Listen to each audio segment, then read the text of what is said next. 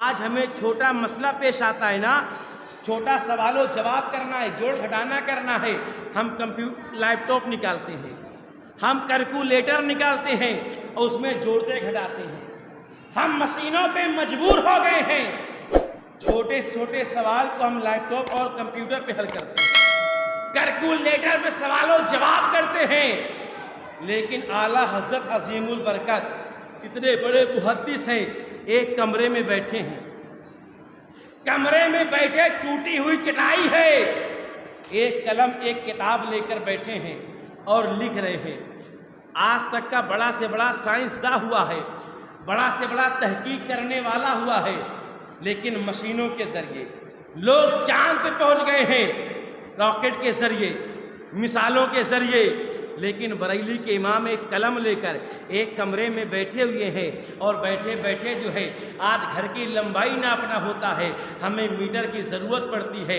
आज छोटी चीज़ नापना हो, हम कहते हैं सामने से नापोगे तो ज़्यादा अच्छा बनेगा। दरवाजे की नाप लेना हो, मिस्त्री को मकान पे बुलवाते हैं। ये हमारे इल्म का हाल है, ये हमारे इल्म का मामला है। लेकिन बरेली के आला हजरत जो है एक कमरे में बैठे हैं और कमरे में बैठे बैठे जो है सूरज की डिग्री नाप रहे हैं, कमरे में बैठे बैठे जो है चांद की डिग्री नाप रहे हैं, कमरे में बैठे बैठे जो है आसमान की लंबाई नाप रहे हैं, कमरे में बैठे बैठे जो है आसमान की चौड़ाई मालूम कर रहे हैं। और नापने के बाद जो है आला हजरत फरमाते हैं, नापने के बाद जो है बरेली के इमाम कहते हैं, नापने के बाद जो है नकी खां के बेटे कहते हैं, नापने के बाद जो है इसको मोहब्बत कहते हैं। ए लोगों सुनो सुनो, इस दुनिया में बड़े मुल्क हैं, इसी दुनिया में हिंदुस्तान भी है, इसी दुनिया में पाकिस्तान भी है, इसी दुनिया में चीनो नेपाल है, इसी दुनिया में भूटान है, इसी दुनिया में अफ्रीका अफगानिस्तान है, Chino Nepal Bhutan Malaysia Africa Afghanistan है,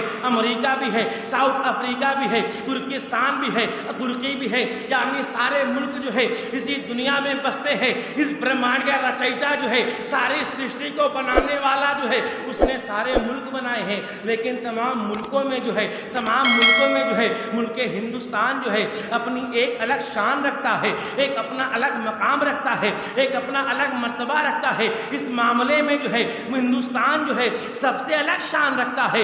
लोगों ने कहा ए बरेली के इमाम, आखिर मुल्क हिंदुस्तान जो है किस मामले में अलग शान रखता है, किस मामले में अलग मकाम रखता है?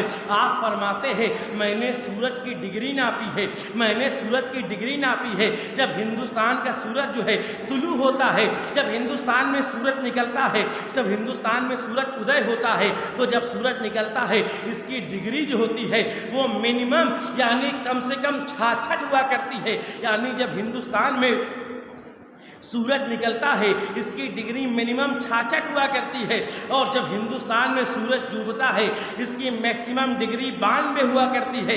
यानी हिंदुस्तान में जब सूरज निकलता है तो मिनिमम डिग्री यानी कम से कम डिग्री जो है वो 66 हुआ करती है, और जब डूबता है तो ज़्यादा ज़्यादा डिग्री जो है वो 92 हुआ करती है। और 66 अदद जो है ये मालिको मौला का नाम है, ये अल्लाह पाक के नाम का अदद है, और 92 डिग्री जो है वो नबी के नाम का आदत है। तो हिंदुस्तान का सूरज जो है इस मामले में अपने आप में जो है फजीलत रखता है।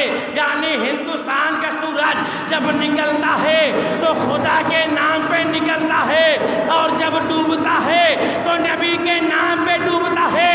यानी हिंदुस्तान में जब सूरज निकलता है तो पढ़ता है ला इलाहा इल्लल्लाह